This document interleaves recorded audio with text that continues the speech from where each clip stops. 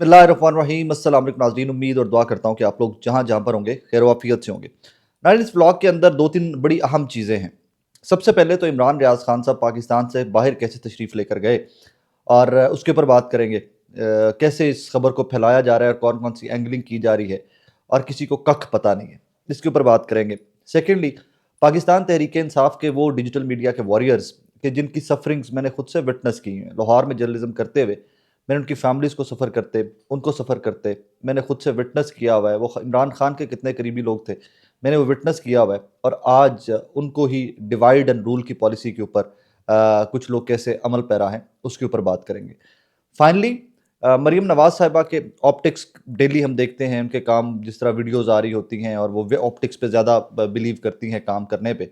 लेकिन उन्हीं ऑप्टिक्स में चीज़ें बैकफायर कैसे कर जाती हैं और पाकिस्तान की जमहूरियत जो है, इसमें किस कदर कोई भी शख्स आज़ाद है, उसके ऊपर बात करना बहुत ज़रूरी है। कराची में एक वाक़या पेश आया था मरीम नवाज़ साहिबा को लेकर, उसके ऊपर बात करना बहुत ज़रूरी है। लेट्स स्टार्ट विद मरीम नवाज़ साहिबा। अभी 1-2 दिन पहले एक वीडियो आती है, एसर इकबाल साहब वफाकी वज़ीर हैं और सियालकोट से उनका ताल्लुक़ है। वो कराची के दौरे पर गए हुए हैं, सिंध के दौरे पर गए हुए हैं और वहाँ पर कुछ ताजिरों से जनाब एहसन इकबाल साहब मुलाकात कर रहे हैं। मुलाकात करते हुए वो बता रहे हैं कि जी पंजाब में ये है, पंजाब में वो है, फेडरल गवर्नमेंट ने आपके लिए, कराची वालों के लिए ये किया। दो कि ये सिंध अब 60% जो मामलात हैं सूबाई, वो सूबे देखते हैं अपने-अपने, लेकिन फिर भी फेडरल गवर्नमेंट ने या नवाज़ शरीफ साहब ने आपको ये दिया, नवाज़ शरीफ साहब ने आपको पानी का मंसूबा दिया, ब्ला, ब्ला, ब्ला।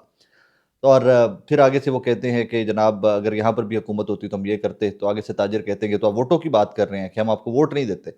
तो आगे से हसन इकबाल साहब कह रहे हैं मैं ये नहीं कह रहा कि वोट नहीं देते, मैं सिर्फ ये कह रहा हूँ कि जनाब ये सूबाई प्रोजेक्ट्स हैं अब और ये सूबाई मामलात हैं, but even then federal government आप लोग के लिए जो करना जितना कर सकती है वो कर रही है।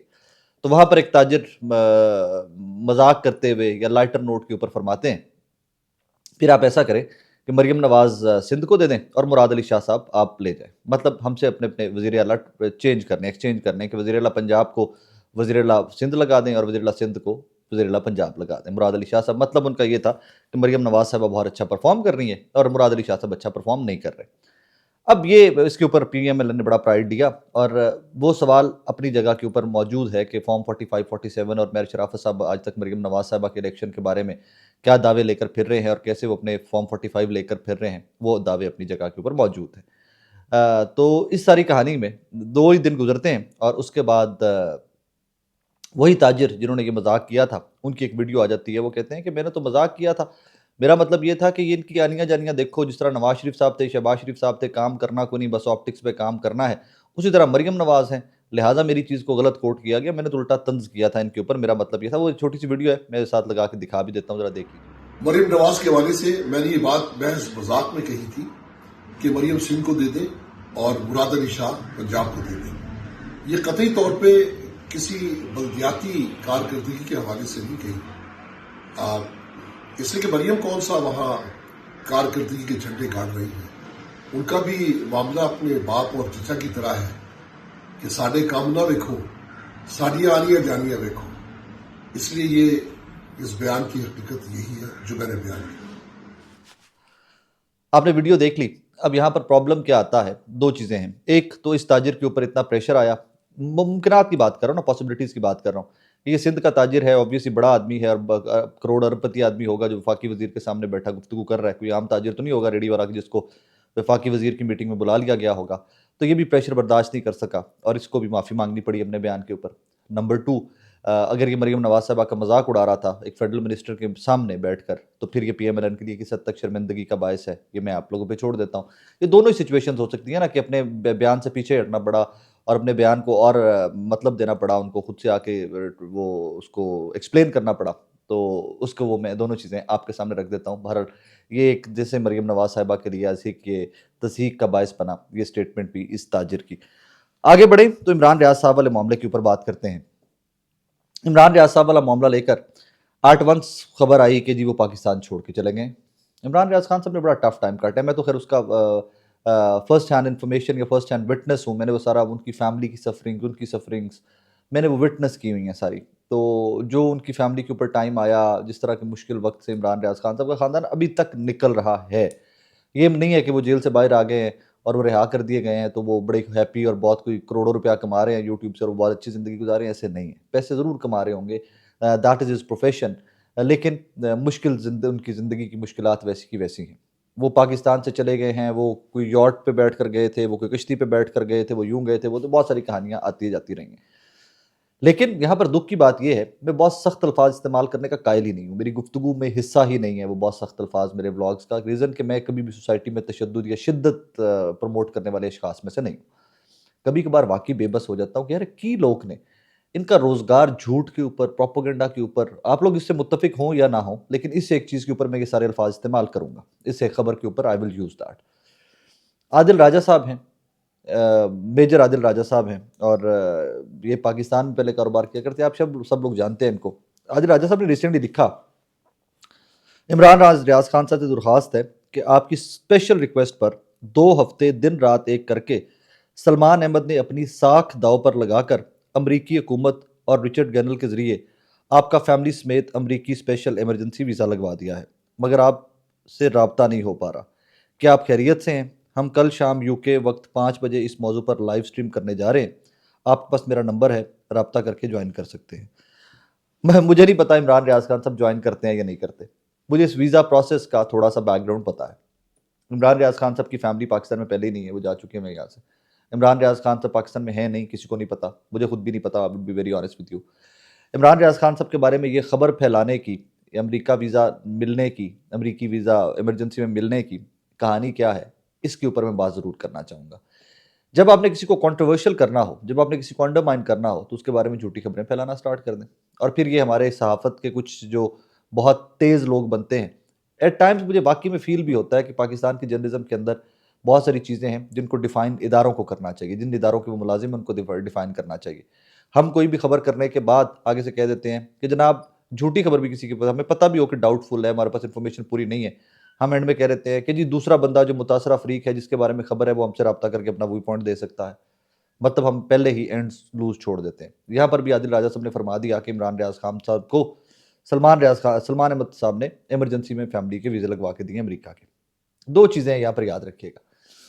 खदीजा शाह साहिबा अमरीकी शहरी थी, फैशन डिज़ाइनर है, मरूफ फैमिली से ताल्लुक़ है उनका लाहौर की, उनके वालिद भी वज़ीर रह चुके हैं, सलमान शाह साहब, कनेक्टेड लोग हैं। लेकिन 9th मई के बाद जब गिरफ्तार हुई तो किस तरह उन्होंने लंबी चौड़ी जेल काटी वो आपके सामने है। जो अमरीकी शहरी थी, अमेरिका उसको आकर वैसे निकाल कर नहीं लेके जा सका जैसे 2 हफ्ते के अंदर बकौल आदिल राजा साहब के इमरान रियाज खान साहब को वीज़ा मिल गया। और सलमान अहमद साहब पता नहीं इतने वो बड़े आदमी हैं अमेरिका के अंदर कि उन्होंने डोनाल्ड ट्रंप को और रिचर्ड गैन को फ़ोन किया, यार मेरा बंदा है उसको वीज़ा चाहिए, अभी वीज़ा दो। It doesn't work that way. मतलब कम अज़ कम मेरी इन्फॉर्मेशन में तो it does not work that way. इस तरह मामलात नहीं होते।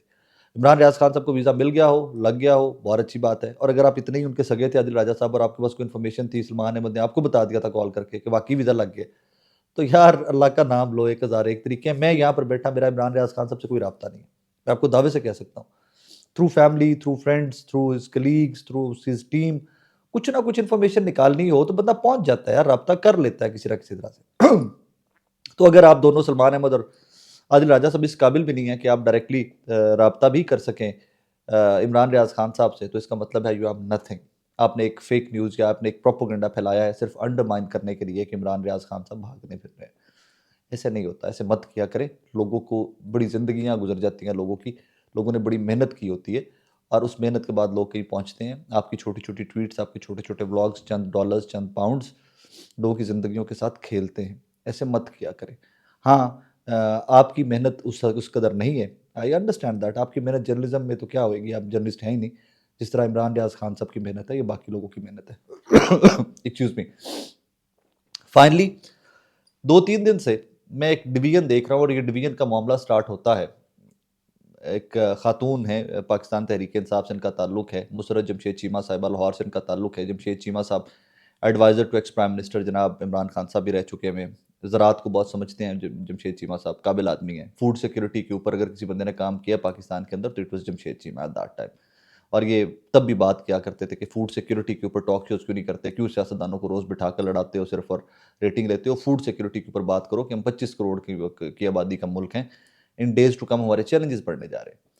रिसेंटली मुसर्रत जमशेद चीमा साहब अभी 9 मई के केसेस के अंदर अदालतों में पेश हो रही हैं और वो इमरान खान साहब से उनकी मुलाकात भी होती है अडयाला जेल के अंदर। उन्हीं मुलाकातों के दरमियान कहीं पर इमरान खान साहब ने कहा कि आप लोग डिफेंड करें बुशरा बीबी को, जब अल-कादिर वाली सज़ा हुई है, क्योंकि पार्टी तो सारी वो जिन पंजाबी कहते हैं ना गुंग-वट्टा, खामोश बैठे हुए थे। आगे से मामलात आगे चलना स्टार्ट हो गए, इन्होंने आके प्रेस कॉन्फ्रेंस की, मुसर्रत जमशेद चीमा साहिबा ने। वो प्रेस कॉन्फ्रेंस होती है तो उसके बाद पीटीआई ऑफिशियल ने ट्विटर से उस प्रेस कॉन्फ्रेंस के कुछ क्लिप्स जो है वो रीट्वीट किए। वहाँ से कंट्रोवर्सी का आगाज़ होता है। एक शख्स को टारगेट किया जाता है जिसका नाम है अज़हर मशवानी। ये पीटीआई के सोशल मीडिया लीड थे डॉक्टर असलान साहब के बाद अज़हर मशवानी साहब। इमरान खान साहब के बहुत करीब रहकर इन्होंने काम किया है। ये खुद भी अबडक्ट हुए हैं कपल ऑफ टाइम्स, इनकी फैमिली, इनके भाई भी अबडक्ट हुए हैं, इनके वालिद भी अबडक्ट हुए हैं लाहौर से। अब वो आई थिंक बरतानिया या अमेरिका में मुकीम है, बरतानिया में मुकीम है, पाकिस्तान छोड़ के चले गए हैं। अब कहानी क्या है? अज़हर मशवानी क्या रीट्वीट कर सकते हैं? जिब्रान इलियास क्या कोई रीट्वीट कर सकते हैं? या जो उनके ऊपर इल्ज़ामात लगाए जा रहे हैं कि जनाब ये पैसे लेकर कुछ ट्वीट्स रीट्वीट कर रहे हैं और लोगों ने इसके ऊपर एक नई कंट्रोवर्सी इसका स्टार्ट कर दिया है। यार अज़हर मशवानी को एक मिसाल मैं आपको देना चाहूँगा। ज़मान पाक के दिन थे, जब ज़मान पाक में सारे मामलात चल रहे थे। मैं वहाँ से व्लॉग्स करता था, डेली दफ्तर के बाद एक आधी वीडियो मैं वहाँ से जाके करता था यूट्यूब के लिए। ओवरसीज़ पाकिस्तानी बहुत सारे मेरे यूट्यूब के ऊपर कमेंट करते थे, ट्विटर के ऊपर आकर डीएम करते थे कि जनाब हम आपको कोई पैसे भेजना चाहते हैं, वहाँ पर लोगों को खाना खिला दें, लोगों के लिए कपड़े ले दें और इस तरह कर दें ऑल दैट। मेरा काम नहीं था। I have never involved my self with any kind of financial matters of anybody and everybody. मैं कभी फाइनेंस में इन्वॉल्व नहीं होता। फाइनेंस अल्लाह का और आपका मामला है, उसके अंदर मैं कभी इन्वॉल्व नहीं हो सकता। कल को कोई उठ के मेरी ज़ात पे इल्ज़ाम लगा दे कि मैंने पैसे साकिब को भेजे थे, सो आई सेड नो। मुझे एक दिन अज़हर मशवानी मिले वहाँ पर ज़मान पाक में, तो मैंने इधर से कहा कि यार ये बहुत सारे आपके लोग हैं पीटीआई के जो बाहर से बैठे हुए मुझे रोज़ मैसेज कर रहे होते हैं ट्विटर के ऊपर, यूट्यूब के ऊपर कमेंट, अभी भी वो वीडियोज़ निकाल रहे हैं आप ज़मान पाक की, तो नीचे बहुत सारे लोगों ने लिखा होगा कि we want to send you money, आप वहाँ पे लोगों को खाना खिला दीजिएगा, कपड़े ले लीजिएगा, क्योंकि ईद भी 1-2 आई थी वहाँ पे, तो लोगों ने ईद पे भी कहा था कि जी आप कपड़े खरीद दीजिएगा एंड एवरीथिंग। तो मैंने इधर से कहा कि यार लोग बहुत सारे पैसे भिजवाते हैं, तो गिव मी योर अकाउंट और समबडीज़ अकाउंट, तो मैं उनको आपको लोग का दे दूँ, क्योंकि आप पार्टी के लोग हो, आप लोग उनको मैनेज कर लेना, मेरा ये काम नहीं है, मैं फाइनेंशियल मैटर्स में इन्वॉल्व नहीं होता। He said to me one thing, he said to me Saqib भाई, हम एक वेबसाइट बना रहे हैं और वो डोनेशंस जो भी कोई लोग देना चाहते हैं उसके थ्रू डायरेक्ट पार्टी के अकाउंट या उस वेबसाइट पे आएंगे, हम में से कोई बंदा भी पर्सनली इन्वॉल्व नहीं होगा। जो बंदा इतना नीट एंड क्लीन रहा हो कि जिसके पर्सनल अकाउंट में, बहुत सारे लोगों ने पर्सनल अकाउंट में बेतहाशा पैसा मंगवाया भी, आज वही अज़हर के ऊपर तनकीद भी बहुत सारे लोग कर रहे होते हैं, मैं ज़ाती तौर के ऊपर जानता हूँ। बहुत सारे लोगों ने बहुत सारा पैसा ज़मान पाक के दिनों के अंदर करोड़ों रुपया अपने पर्सनल अकाउंट्स में इधर-उधर मंगवाते फिर रहे होते थे। लोगों ने बड़े पैसे बनाए एट दैट टाइम। तो ये पीटीआई के लोग थे जो आज पीटीआई के मामे बने हुए, चाचे बने हुए ना, ये सोशल मीडिया के ऊपर बैठकर लेक्चर्स दे रहे होते हैं। इन लोगों ने बहुत सारे पैसे मंगवाए हैं। कभी कोई किसी के नाम पे आ रहा है, कभी पैसा, कभी वो जी कोई कहवे वाला है हमारा भाई, उसके नाम पे आ रहा है, कभी कोई डिसेबल्ड है उसके नाम पे आ रहा है, कभी कोई ऑर्फन है वहाँ पे उसके नाम पे आ रहा है। बहुत सारा पैसा लोगों ने बनाया भी। अज़हर के पास जो गोल्डन अपॉर्च्युनिटी थी एट दैट टाइम इस तरह पैसा बनाने की, उसने उसमें स्ट्रेट अप इनकार किया कि नहीं भाई, मेरा ज़ाती अकाउंट नहीं दे रहा, या ना किसी के पार्टी के बंदे का अकाउंट दे रहा हूँ, मुझे कोई एतमाद ही नहीं है। पार्टी का जो ऑफिशियल अकाउंट बनेगा, जो वेबसाइट बनेगी डोनेशंस की, उसके ऊपर लोग भेजना चाहें तो आप बड़ा कर सकते हैं, तो ये कर दीजिएगा कि अपने ब्लॉग के अंदर, अपनी ट्वीट के अंदर वो लिख दीजिएगा कि भाई ये पाकिस्तान तहरीक इंसाफ का डोनेशंस का अकाउंट है, या डोनेशंस के लिए इस वेबसाइट पर आप जाकर कॉन्टैक्ट करें। अज़हर ने जितनी मार खाई है, जितनी मुसर्रत जमशेद चीमा साहिबा, जमशेद चीमा साहब ने सफ़र किया है, लोगों को आइडिया नहीं है। यही वजह है कि घर पे बैठ के तनकीद कर देना बहुत आसान है। फॉर अ सिंगल सेकंड सोचिए कि आपका बच्चा एक बहुत मुज़ीब मर्ज़ से लड़ता-लड़ता सर्वाइवर हो, अल्लाह उसको सेहत दे, और उसकी वालिदा को छोटे बच्चे के सामने उठा लिया जाए और फिर महीनों उसकी वालिदा गायब हो। आपका अरबों रुपए का कारोबार तबाह बर्बाद कर दिया जाए। आप किसी प्रेशर के अंदर आकर अपने बच्चे के लिए, एक माँ बच्चे से ज़्यादा इम्पोर्टेंट क्या हो सकता है? कह दें कि जी हम तहरीक इंसाफ और सियासत से साइड पे होते हैं। उनका गुनाह बड़ा है, या उन लोगों का गुनाह बड़ा है कि जो इमरान खान के नाम के ऊपर इलेक्ट होकर खामोश बैठे हुए हैं, जो इमरान खान तो को ही डिसीव कर रहे हैं। ये ज़रा सोचिएगा, ये मैं अपने व्यूअर्स के लिए सवाल छोड़ के जा रहा हूँ। 2, 4, 10 लोग जो कभी वापस आएँगे तहरीक इंसाफ में, इसको नोट डाउन कर लीजिए। मुसर्रत जमशेद चीमा एंड जमशेद चीमा साहब would be one of them. ये उनमें से होंगे, क्योंकि मैंने इनको इमरान खान साहब के करीब काम करते हुए देखा है। मुसर्रत जमशेद चीमा साहिबा को तो डायरेक्टली देखा, रीज़न क्योंकि मीडिया मैनेज करती थी इमरान खान साहब का ज़मान पाक के दिनों के अंदर। सो किसी भी एक्सट्रीम पे मत चले जाया करें, लोगों के मार्जिन दिया करें, सोचा करें लोगों के बारे में। ये आप लोगों की पार्टी है, जिन लोगों की वर्कर्स की, वोटर्स की पार्टी है। यहाँ पर एक बंदे के फैसले हैं जिसका नाम है इमरान खान। उनके फैसलों का इंतज़ार कर लीजिए। आपको कल को लगेगा कि उनके फैसले गलत हैं, एहतजाज कीजिएगा, आपका हक है। लेकिन लोगों को जिनकी कुर्बानियाँ हैं, अज़हर मशवानी साहब जैसे, जबरान इलियास साहब जैसे, इन लोगों को यूं वो टके टोकरी मत कीजिए। मैंने इनके मामलात को, इनको सफ़र करते हुए, इनके ख़ानदानों को सफ़र करते देखे। मेरी इनके वालिद और इनके भाइयों से भी मुलाकात हुई है। शरीफ लोग हैं, पढ़े लिखे लोग हैं, उस्ताद हैं, प्रोफेसर्स हैं। दे वर अब्डक्टेड। बहुत प्रेशर देखा इन लोगों ने, और मुझे नहीं लगता ज़ाती तौर के ऊपर कि अज़हर जैसे लोग कहीं पर भी कोई दो नंबरी या कोई इस तरह की पार्टी के नाम के ऊपर हराम का पैसा बनाने वाले लोगों में से होंगे। अगर बना सकते होते या बनाना चाहते तो फिर ये अपनी सर्विसेज लेकर 9 मई से पहले ही पार्टी छोड़कर राइट लेफ्ट हो गए होते और किसी और पार्टी को सोशल मीडिया की सर्विसेज देकर करोड़ों रुपये महीना कमा रहे होते। लोग कमा रहे हैं। अपना ख्याल रखिएगा, दुआ में याद रखिएगा।